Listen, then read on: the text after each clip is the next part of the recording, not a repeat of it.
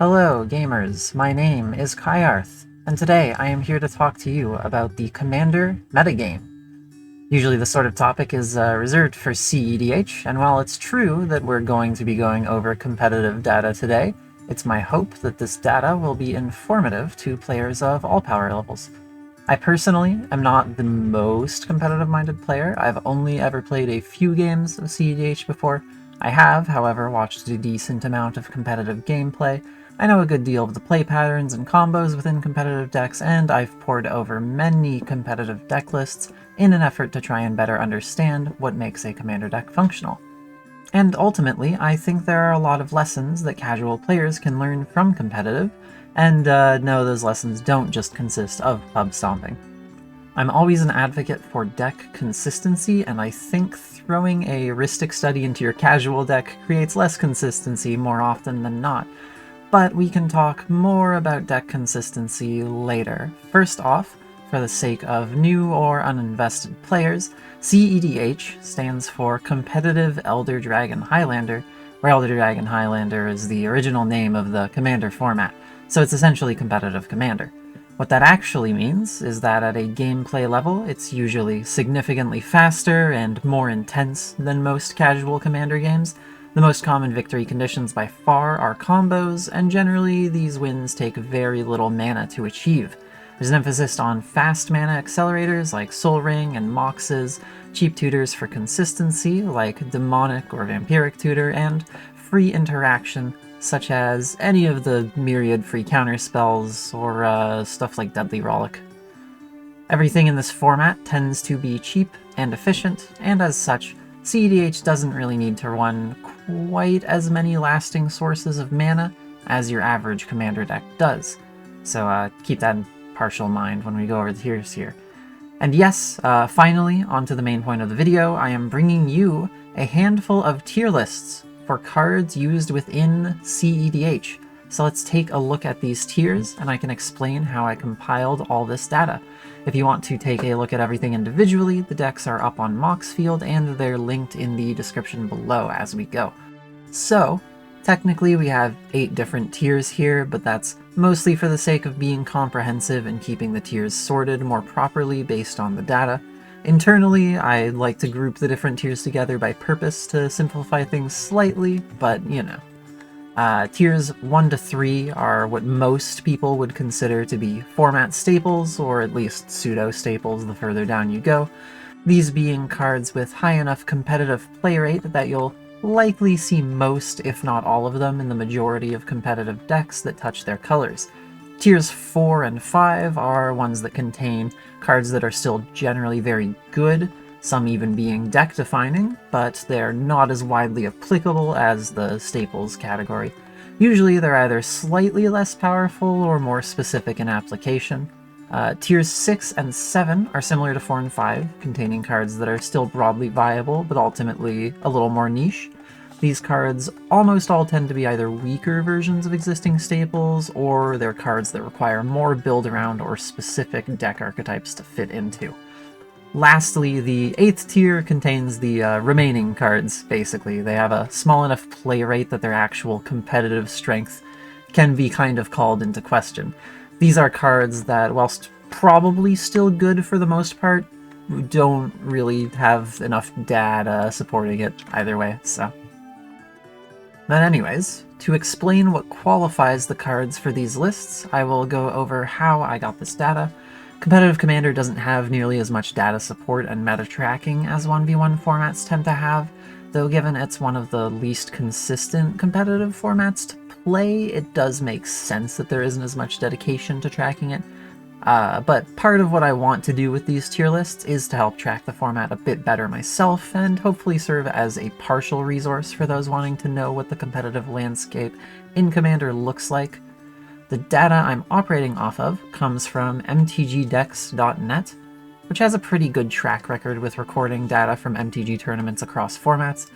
They have even more insights on meta lists and individual cards for 1v1 formats, but for Commander, they do at least track tournament results to the best of their abilities.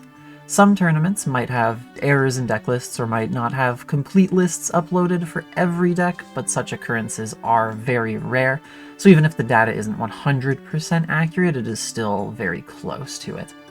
Naturally, there are tons of local and low-level tournaments too that also get tracked, so MTG Decks categorizes tournaments by event level depending on their size. So what I do is check for CEDH tournaments at the highest event level of player participation, those being tournaments with a minimum of 128 participants, often ranging up to 256 participants, meaning we have a pretty definitive sample size. This ends up including tournaments such as the Fishbowl, Mox Masters, Top Deck, as well as many other high-profile events, many with relatively high prize pools as well.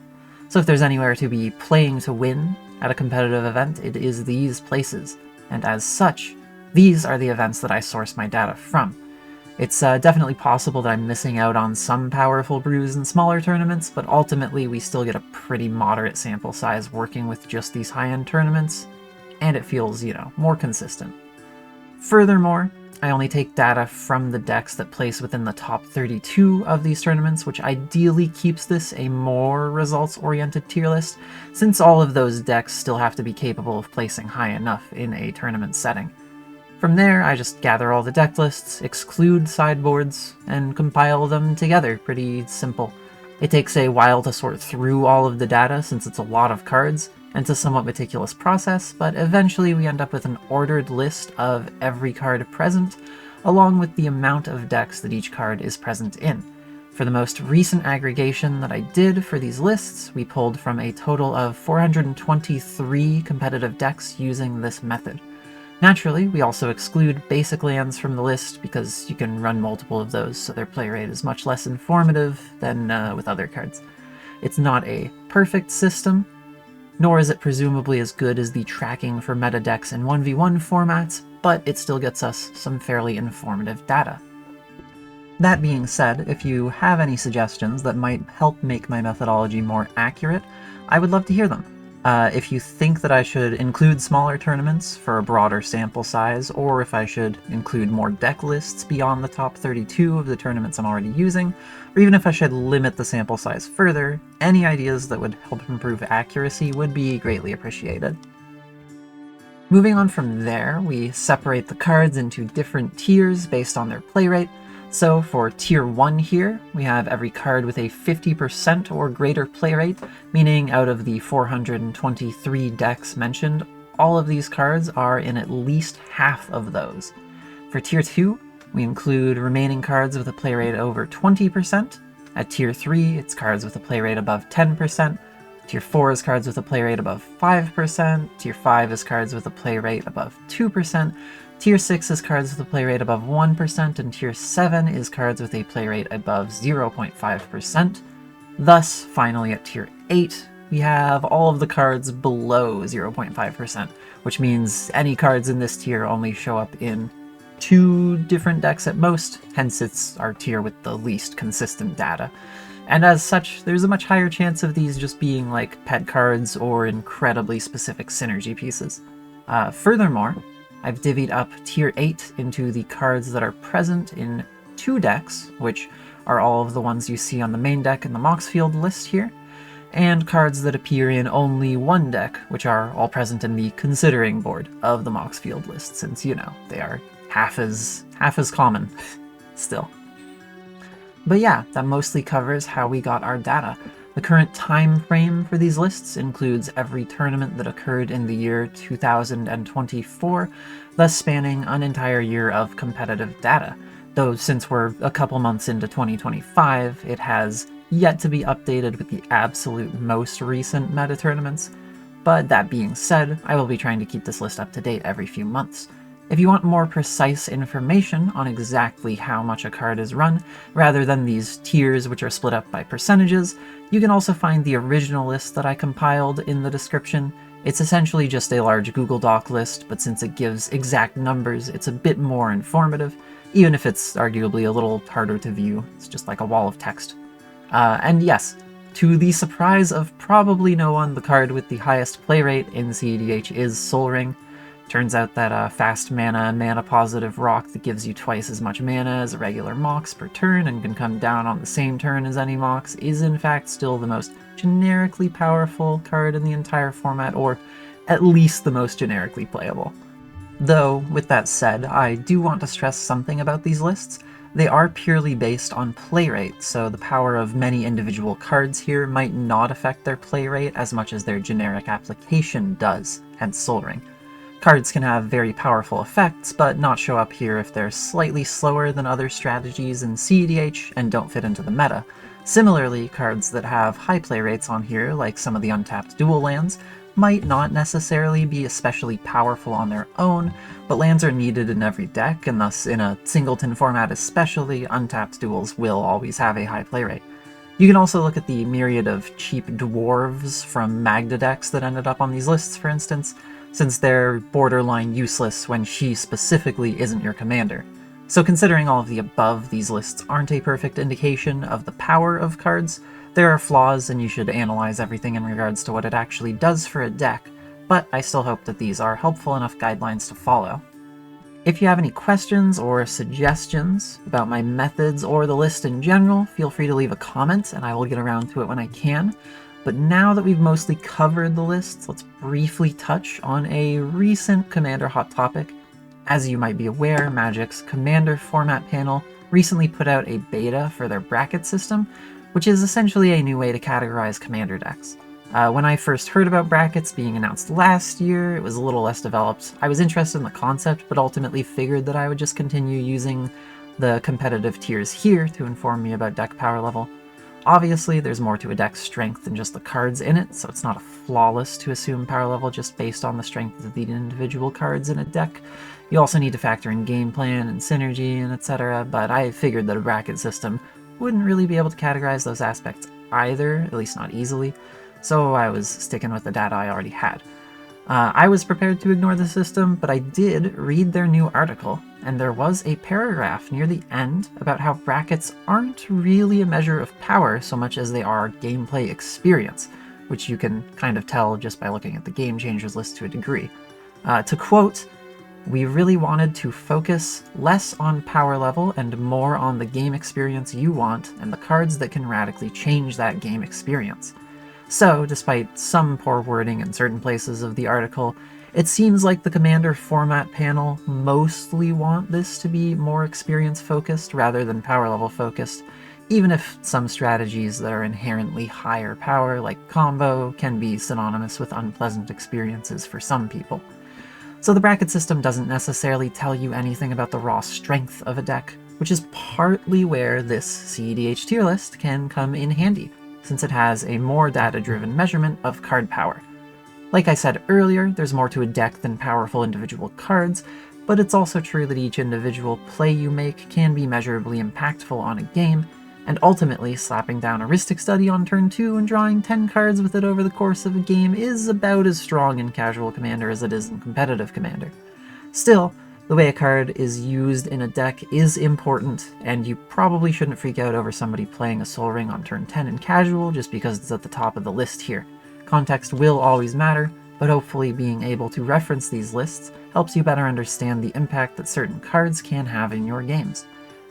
In short though, you can totally use these lists in combination with brackets. Brackets aren't meant to cover power level necessarily, whereas these lists more or less are meant to cover power level. And honestly, if you plan on referencing these tier lists for any purpose, I would recommend using the bracket system alongside them to categorize your decks. It's still a demo, there are aspects that can be confusing, but ultimately it seems like a helpful tool, and using it now will help the panel get more feedback to improve it. Speaking of improvement, I mentioned earlier that I think these tier lists can help you make better decks, even beyond just upgrading your decks to the competitive meta, if that's what you're here for. To help get a better understanding of what I mean, I'll quickly walk you through my deck building process and how it uses them. I either start with a commander I want to build around or some combo or game plan in some amount of colors, which I then find a commander to fit. I'll consider themes and sub-themes I might want to include from the deck, and generally I'll use both the EDH Rec Commander page and the pages for those themes to get some good preliminary cards for consideration. From there, I decide on how powerful I want the deck to be. Usually this will depend on the theme of the commander. If I'm going to be building a combo deck that wins when it gets the combo, I'll probably want to build towards a higher power level, since people don't tend to like combo and lower powered. Similarly, if I want to make something silly like a mono-white landfall deck, but I want my commander to be Elesh Norn, Mother of Machines, since she doubles landfall triggers, I might still want to build towards more of a mid to high power level, since the commander herself is very strong and will likely draw a lot of attention even if the deck theme is off meta. But in the case where I want to make like a Seshiro Snake Kindred deck, I probably want it to be more appropriately balanced for mid to low power, since it's a weak, slow commander reliant on a fairly uncommon creature type. Generally, matching the power level of your cards to how strong you expect your commander and your game plan to be will result in a more consistent deck and a more enjoyable game. So once I figured out what I'm doing, I'll assign a power level rank to whatever deck I'm working on. For the sake of this video, we'll say those ranks are S, A, B, or C, I guess. S-rank decks are unrestricted and can use whatever cards they want. This is for if I'm trying to make a CEDH deck, or if I'm trying to optimize something to the highest competitive level that I can. For this rank, I'll generally use the CEDH tiers as a reference of what to put in my deck. A rank is for powerful but ultimately non-competitive decks, and it excludes our competitive staples list, so I don't use any cards from tier 1, 2, or 3 lists here.